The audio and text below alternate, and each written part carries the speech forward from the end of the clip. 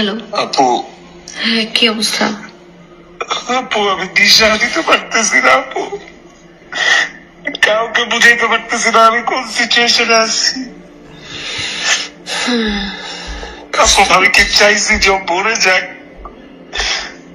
যত ঝগড়া হোক আপু, যত ঝামেলা হোক আপু, আমি তো কোনোদিন এটা চাইনি যে সুইসাইড করো। আমি এটা মানুষকে কিভাবে বুঝাবো আপু বলো? এখন এটা একটা তোমার একটা বড় যুদ্ধ আলফি, ভেঙে পড়া যাবে না যেহেতু তুমি কিছু করো নাই। আপু আমি ফেসবুকে ঢুকতে পারতেছি না আপু, আমি ওর সাথে মেমোরি, স্মৃতি, রিলস, মানুষের ভিডিও, ওর কথা, ওর ভয়েস আমি দিতে পারতেছি না আপু। কিন্তু আলফি, তুমি যদি এই মুহূর্তে দেশে না আসো, ওর লাশ যদি তুমি না দেখো, এটা আরো অনেক, তুমি সারা জীবন। লাশ দাফন হয়ে গেছে আমার, আমি আসতে আসতেই আমার ফ্লাইট ছিল 3টা, আমি তো গতকালকে কোনো টিকিট পাই নাই, বিজনেস ক্লাস, ট্রানজিট, কোনোভাবে কোনো আমি ফ্লাইট পাই নাই কালকে।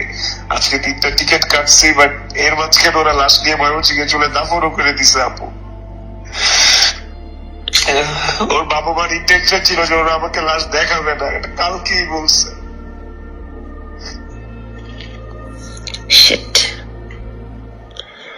আমি ওর বাবা মা, ওর ফ্যামিলি যেরকম এগ্রেসিভ হয়ে আছে স্বাভাবিক, বাট স্টিল যে এগ্রেসিভ হয়ে আছে, আমি যাওয়া মাত্র দে উইল হার্ম মি। আর আমার যদি এখন কোনো ক্ষতি হয় আপু, রিজিকের কে আছে বলো? তো আমার জন্য ওয়েট করতেছে, আমাদের ফোন দিয়ে বলতেছে বাবা তুমি কখন আসবা।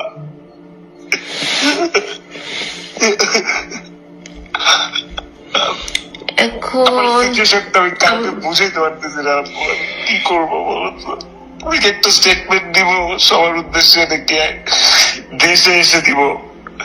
এখন দেশে আসলে তুমি অল্প সময়ের জন্য অ্যারেস্ট হবা, এটা 100%। কিন্তু সেই ক্ষেত্রে তুমি পরবর্তীতে বের হয়ে তুমি আইনি লড়াইটা লড়তে পারবা। কিন্তু এখন যদি তুমি দেশে না আসো, সারা জীবনের জন্য এই বাংলাদেশের মানুষ তোমাকে খুনি হিসাবে জানবে। আর তুমি একটা স্টেটমেন্ট দিতে পারো, যে বিবৃতি দাও, একটা লিখিত একটা স্টেটমেন্ট দাও বা ভিডিও দাও, যেটা তুমি স্বাচ্ছন্দ্য বোধ করো। আর একটা লয়ারের সাথেও কথা বলো, আমার মনে হয় এটা বেটার। এখন লাস্ট যেহেতু কবর দিয়ে দিছে, এখন আমি তো ভাবছি যে লাশটা অন্তত এসে দেখো। এই সিচুয়েশনটা ফেস করতে হবে। তোমার কোনো আইনজীবী পরিচিত আছে?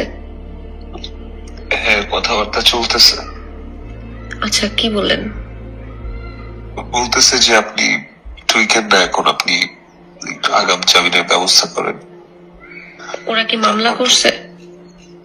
হ্যাঁ, মামলা করছে 306 ধারায়, আত্মহত্যা প্ররোচনা মামলা। আচ্ছা, ওকে। তো তোমাকে অ্যান্টিসিপেটরি বেল নিতে হবে। এটা কি বেল? এটা হাইকোর্ট থেকে অ্যান্টিসিপেটরি বেল নিতে হয়, তাহলে তোমাকে ধরবে না, আর না তো তোমাকে এখন অ্যারেস্ট করে ফেলবে। 4 সপ্তাহ মিনিমাম অ্যান্টিসিপেটরি বেল হয়।